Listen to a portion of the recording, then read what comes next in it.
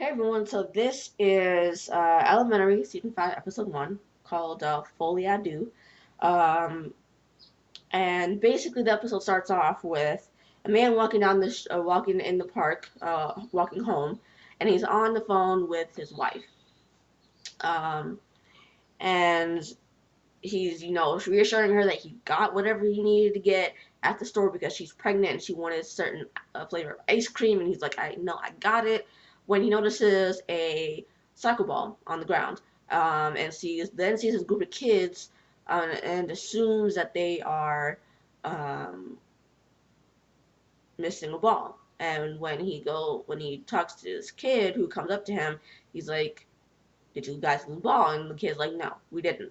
Next thing you know, when the kid runs off, the ball blows up and the guy dies.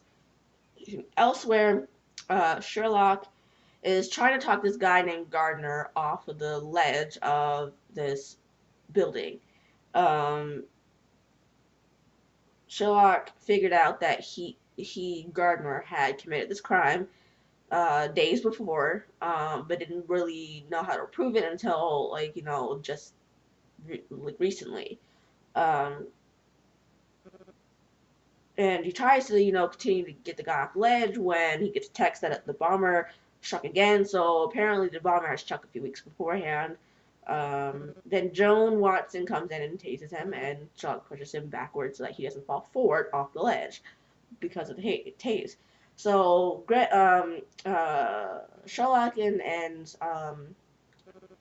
Joan meet Captain Gregson and Marcus Bell at the crime scene, and they tell him that the bomb matches the other ones, and it was detonated by a walkie-talkie, so it had to have been set off fairly close by.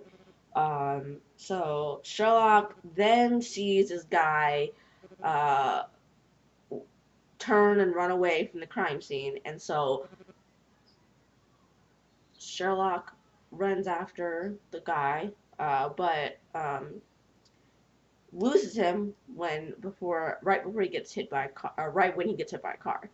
Um, and after the opening credits, they cut Sherlock is seen later detaining a cab driver when Joan and Bell drive up, and he tells them that the guy who ran away touched the hood of the car, um, and if they desperate Prince to get Prince back, they can run it through whatever database that they have, and then um, you know see if he has committed crime. So Joan and Sherlock go back to their place, and Joan walks in on Sherlock, trying to draw the guy who ran away, um, but is not really having that much luck because eyewitness testimony or eyewitnesses can be notoriously wrong in um, remembering details of a person's face. Um, and so Sherlock sees a woman whose picture is on Joan's laptop, and Joan says that's Gina Caruso, who was one of her first sober clients. So if you didn't watch season 1 of Elementary, but have seen previous seasons after that, first season, what Joan is talking about is um, she was a sober companion, and meaning she helped uh, whatever client she took on stay clean and sober, meaning drugs, alcohol, whatever the addiction was. So she stayed with the client in their home for X amount of weeks, months, or I guess possibly even years. To I don't think years, but what I mean, if that's what they wanted, that's what they wanted.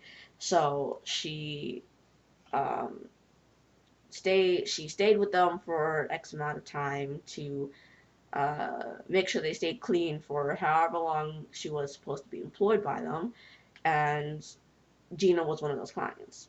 And that's how she eventually um, met Sherlock. Anyway, so Gina wants Joan to meet her daughters and see Gina get her 10-year chip for staying clean that long. Um, so when Joan, goes to another room, um, Sherlock follows her into that room and comments that another anniversary is coming up.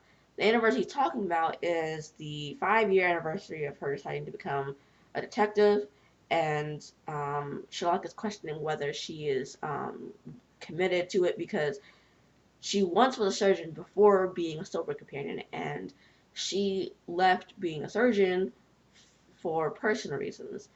When she became a sober companion, she left for something else that came along, better that came along. So he's wondering whether or not she's committed to it. Um, but before they can go any further, much further with this conversation, Joan gets a text about the guy who ran and his fingerprints. Um, his name is Nathan Presser, so they bring him into the station and they question him, and he claims that he was at home working and didn't leave until after lunch. Jones like, well, that's not a very good alibi, and he says he doesn't need a good one because he didn't do anything wrong. Sherlock then shows him a map of all the other um, bombings, ones that took place in 2010. There's a handful that happened during that time. I think around five, maybe even more. And then the two that happened this this year. One that just happened earlier that day, and one that happened a few weeks beforehand. And and so Sherlock's like, well, what happened? Where were you when all these bombs went off? And so Nathan's like, well, the ones from 6 years ago, he wouldn't remember where he was that because of how long ago they were. Um, then Sherlock's like, well, um, you know how suspicious that is, right? Well, I don't really necessarily disagree with Nate Presser on this because um, 6 years ago on October um,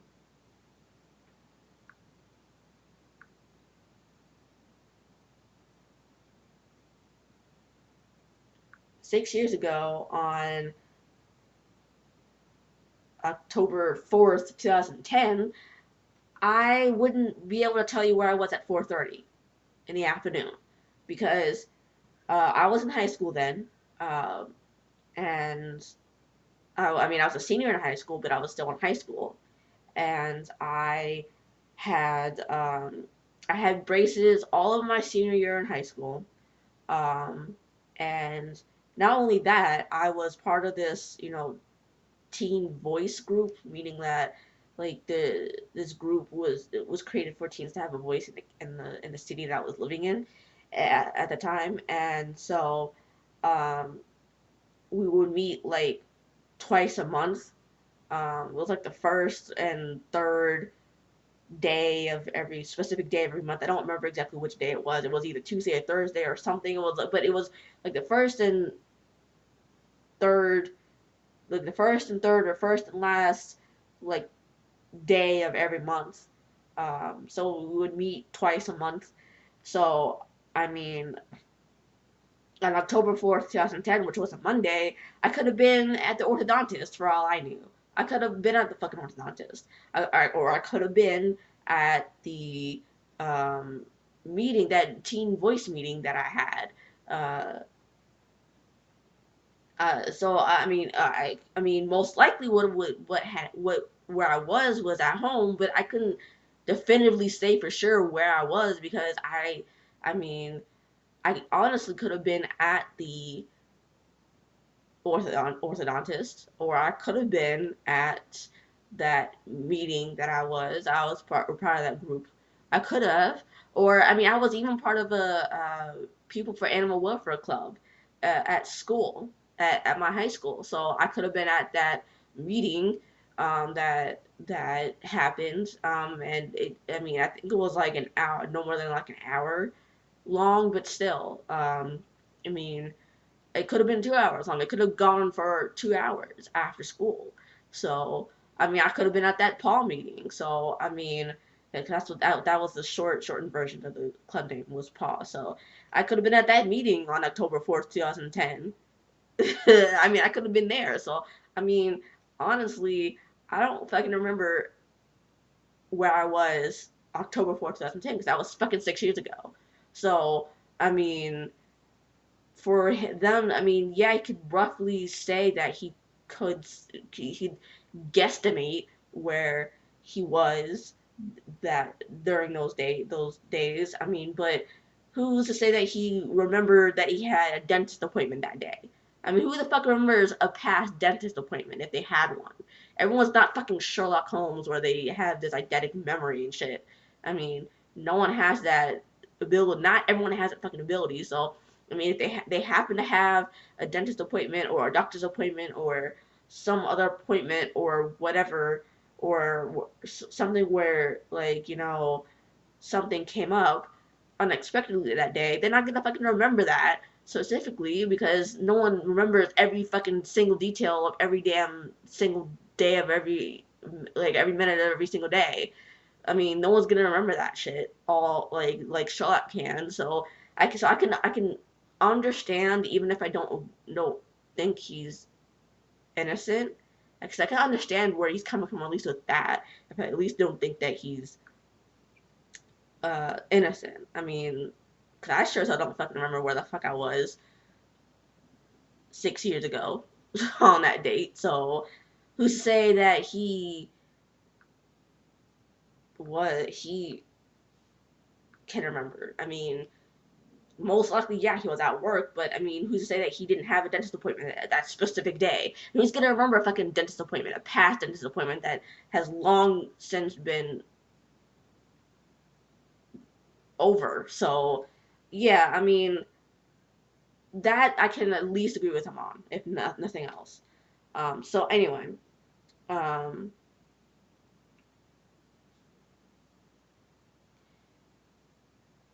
so then Sherlock then brings out his rap sheet where it said he shows he was Nathan was arrested on September 20th, 2010 for second degree vehicular manslaughter, where his blood alcohol content was a 0.31 or 0.13, and sentenced to 4 years in prison.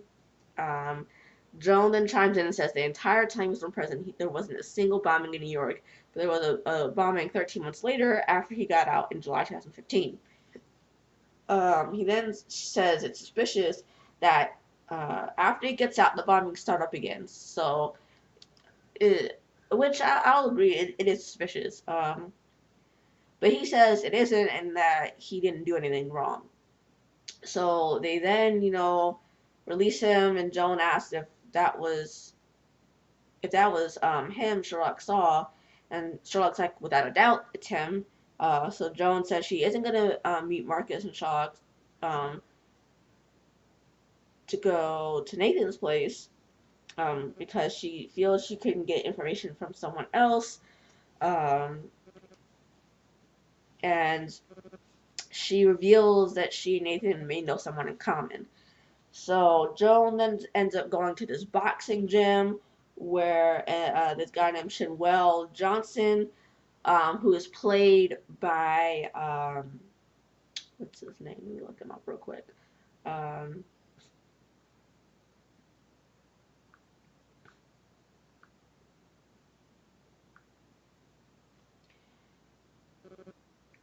I'm blanking on the actor's name right now, but I know him from something else. Um,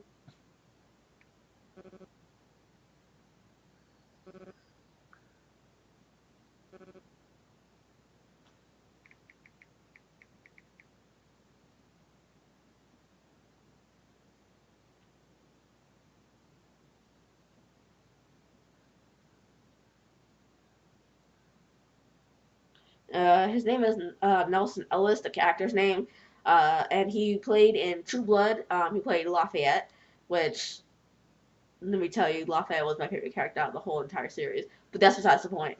So Nelson Ellis plays Shinwell Johnson, uh, and so she, talks to him outside of the gym.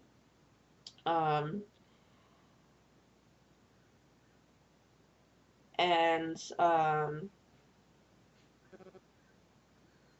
they knew each other when Jordan was a doctor. So she asks him about,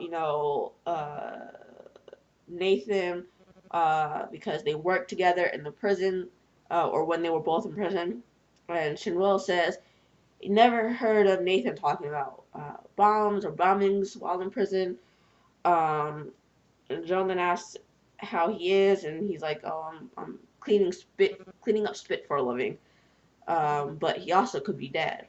So then Joan leaves, but she asks him to call her if he hears anything uh, before she actually leaves.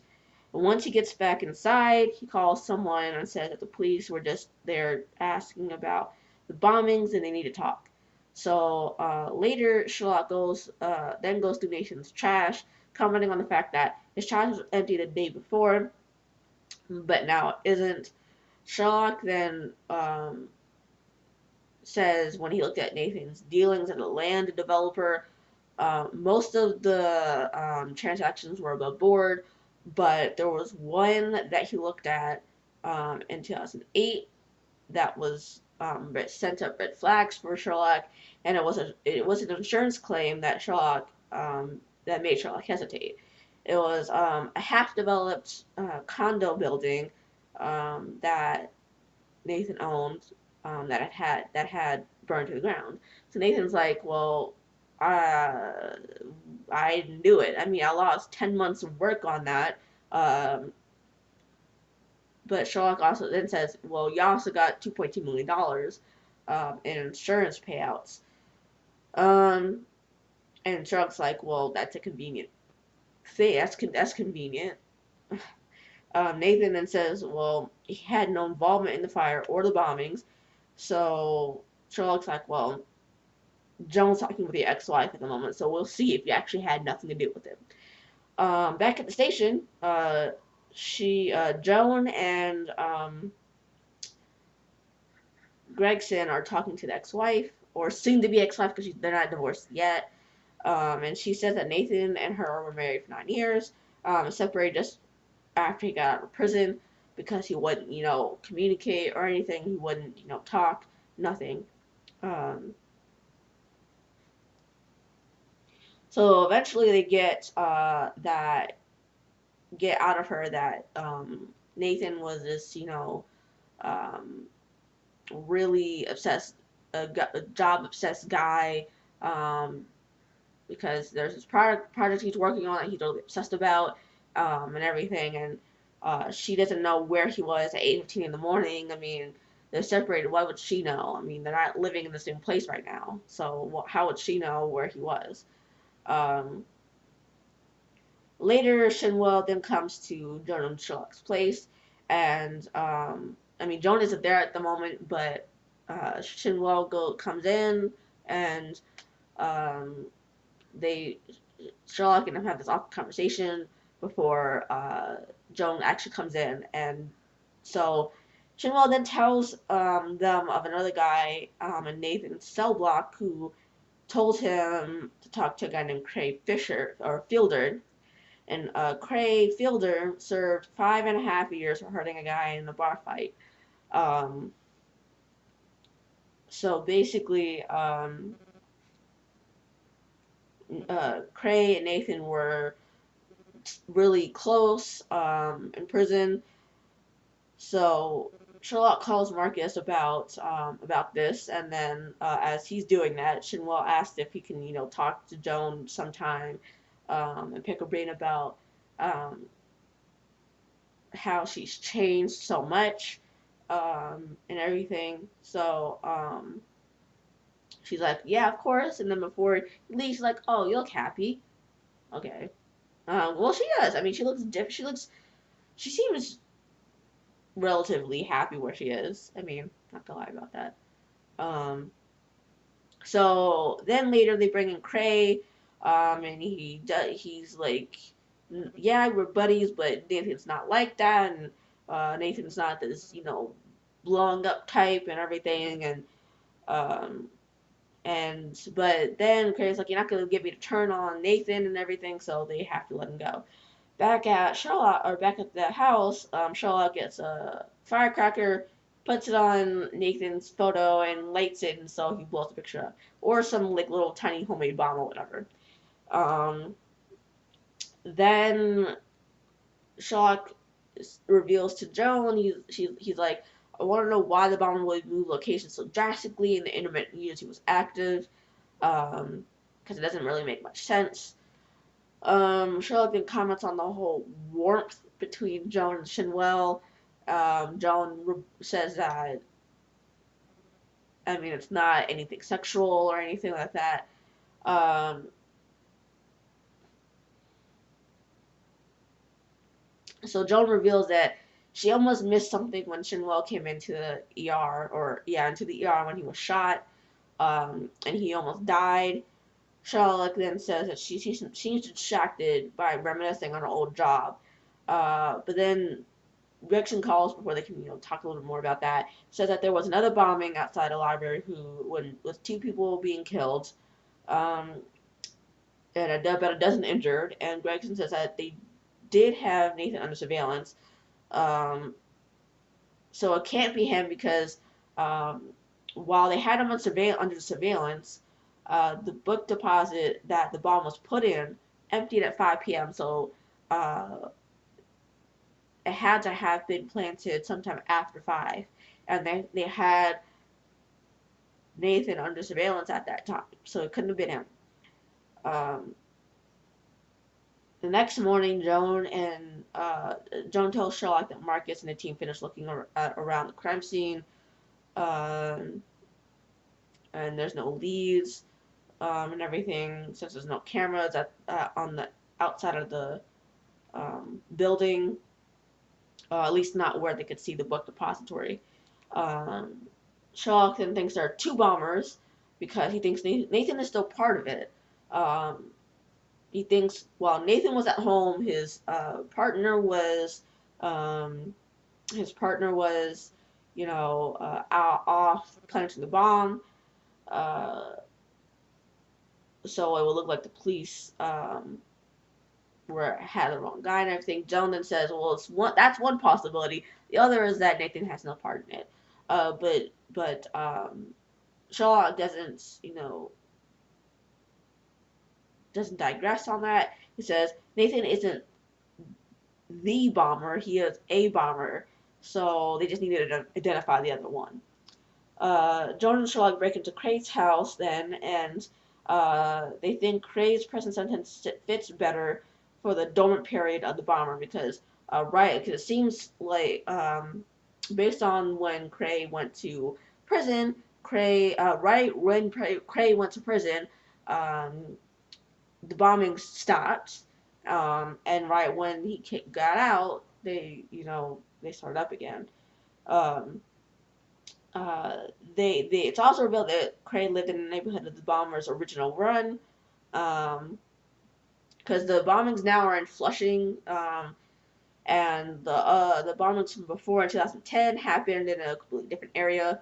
Um, Joan asks why he thought she was down, and he explains uh, it wasn't about what she said, it was about what she wore over a period of weeks during the summer. Um, and it was the what she was wearing wasn't like her apparently.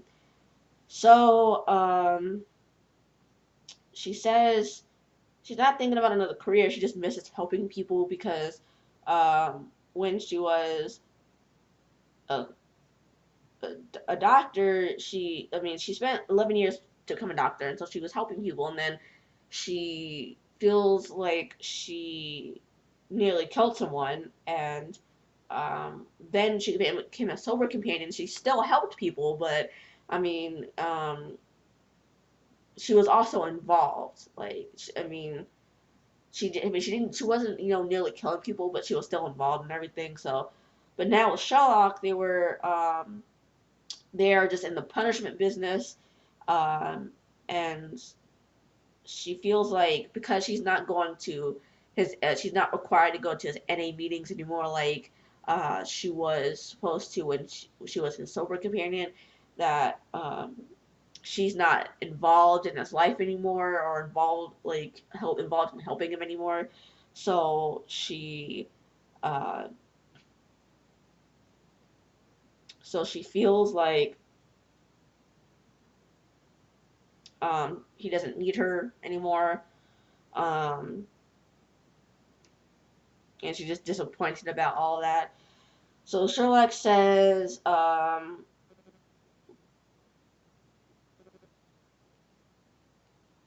before they go any further with that conversation, Sherlock, sees a bleach. He smells bleach in another container that's not marked bleach. So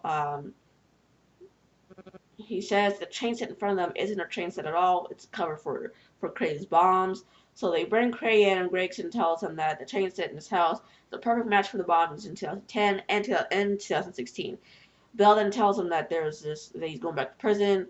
Joan chimes in and says that he can see his family who is downstairs, asking to see him, but he needs to tell them who he's working with. Craig then plays dumb. Sherlock and Joan tell him that the recent attack suggests there are two people, and the bombings from 2010 are work of a single man. Joan says that, um, the first round of bombing stopped after the two of them went to prison. So it could have been like, one or the other that, did the first pair of bombings, um, or first set of bombings. Um, but now, it's most likely both of them. Um,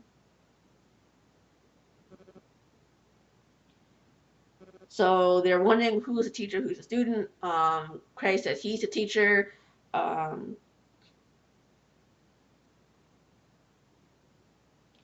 And then either Gregson or Bell says, well, if you tell us who's working with you, you could get special treatment, or yeah, pretty much special treatment where you get a lighter sentence. And Craig's like, well, I'm getting life in prison regardless of if I tell you who's working with me or not. So there's really no point in me telling you who I'm working with. Um, then Craig's like, um, there are 20 bombs hidden throughout Flushing, and if they continue going after Nathan, they won't find them in time, meaning that the bombs will go off on a special timer. Um, then, once at home, they get new information, or they had no new information. Sorry about that. Joan then sees a plate full of used gum, and Sherlock says that there's a study out where if you chew gum for 5 minutes and spit it out, it can give you up to 15 minutes of improved cognitive function. Um, but it doesn't seem to be working all that well. So Sherlock then goes on to say that there was a precise pattern that was, you know, with these bombings, um, both in 2010 and in the present. Uh, there, the pattern was there were no warnings for the bombs. They were planted the same day as they were detonated, and they were detonated with the bomber close by. Um, but when Cray, announced to them that he announced future bombs, it goes against everything that he previously had done. Now the bombs are announced. They are planned days and weeks in advance, and the bomber isn't anywhere nearby to set them off. They're set off on timers or motion sensors or whatever. Um, Charlotte then says Craig decided to drastically change his MO or he's lying, which is he's most likely lying.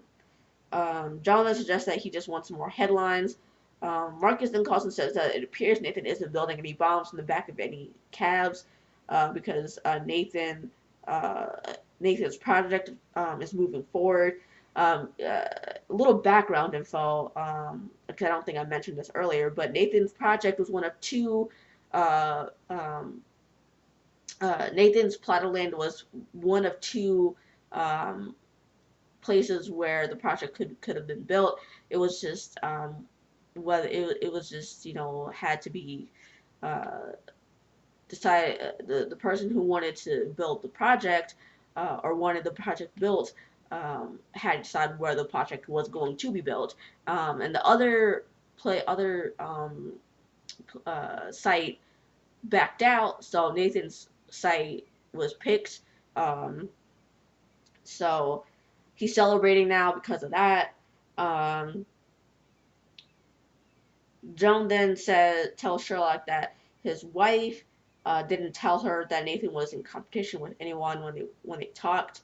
Um, Nathan's project was in Brooklyn, and the other proposal was in Flushing, or is in Flushing. So Joan says the threats weren't about padding uh, Craig's legacy; they were about padding his wallet. And back at the police station, Joan, Marcus, um, and Sherlock have Cray back in a whole interrogation room. And so Sherlock tells him that two different stories about one about vampires and yellow fever scares, and the other yellow fever scare. So the point Sherlock is trying to make with those stories is that um, fear makes people change their behaviors and patterns when choosing where to go in a city, like go down a specific route in a city. Like so if you're scared, if there's uh, a lot of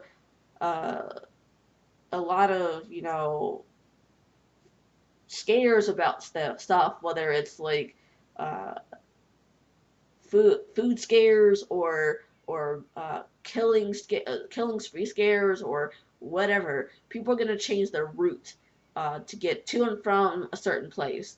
Um, so that's what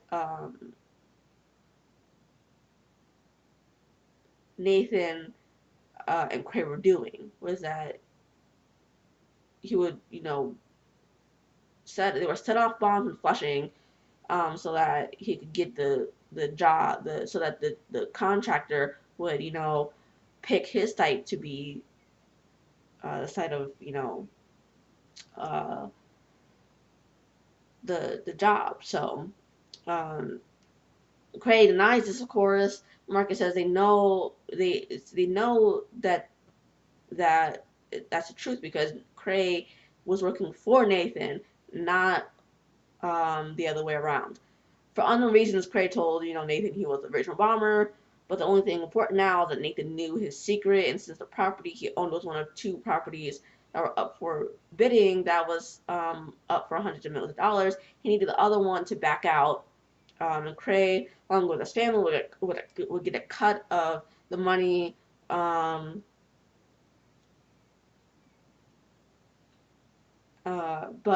now that's not going to happen because the other property backed out. Uh, the property that um, Nathan was using is not going to be used either, because the company that picked Nathan's property that canceled or made the contract with Nathan null and void. Um, so basically now Nathan or Cray's family is not gonna um, get any of the money. The so Cray ends up giving up Nathan. Sherlock and comes up to Joan in the police station a little while later and tells Joan that Nathan Cray most likely didn't stand a chance, according to a host of studies that about recidivism rates in this country, in a country where, according to Sherlock, is jail happy. um, so Sherlock also then tells Joan that even with some people who were imprisoned um, or even though people who are in prison, you know, were in prison, they just need a little help, you know, getting back up on their feet, and pretty much alluding to Shinwell. So Joan then goes up to Shinwell's apartment and, you know, has gets him to, you know, take a walk with her, and so they could talk about, you know, the question he asked before about, you know, um, uh, about how to change and everything. And that's pretty much the end of the episode. There's not really much to do for long-term predictions. As far as next week's episode goes, or not next week's episode. The Elementary is not coming back on next week. Is coming on, or this Sunday is coming on October 16th. So the episode is called Worth Several Cities, and basically what happens in that episode, and the one that's coming in 2 weeks, the Jade Seal of China is missing and has been for over 1,000 years. Um, Basically, it suggests that the Jade Seal of China is could most likely end up being found. Could it possibly be the gangster, the billionaire, or Sherlock who finds it? Um, I'll probably be so bold to say none of them, or none of them find it at first. Um, it's someone else who finds it, someone else who wasn't even shown in the preview. So that's what I say. What happened in the upcoming episode. Whether that's actually true or not, who knows?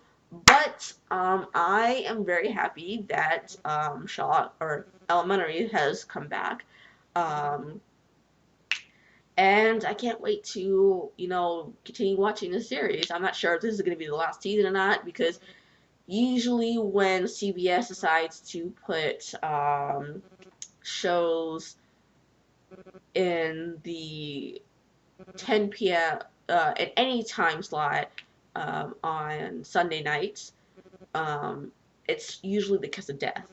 Meaning, um, usually from September to uh,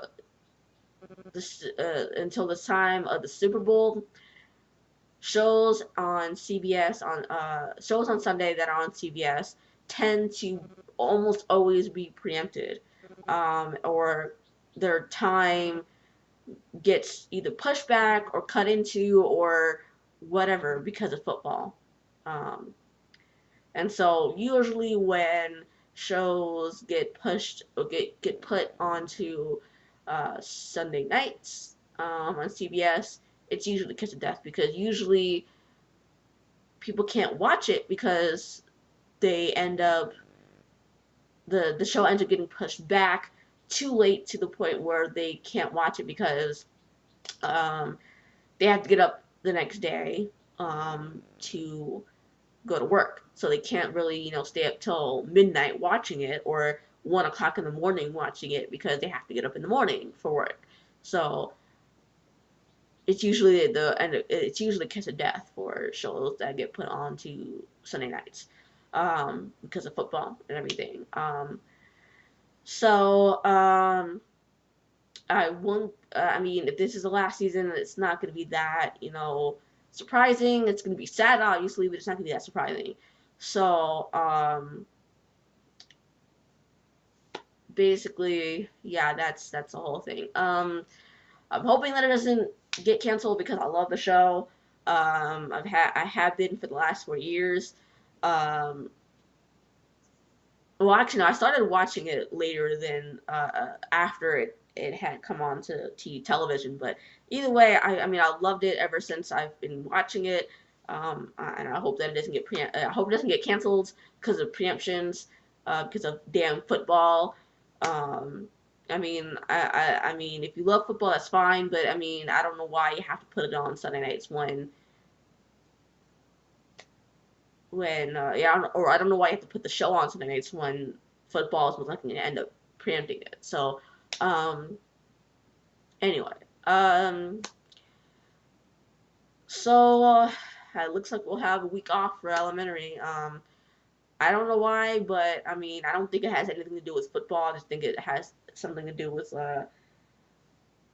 whatever the creators of the show decided to do.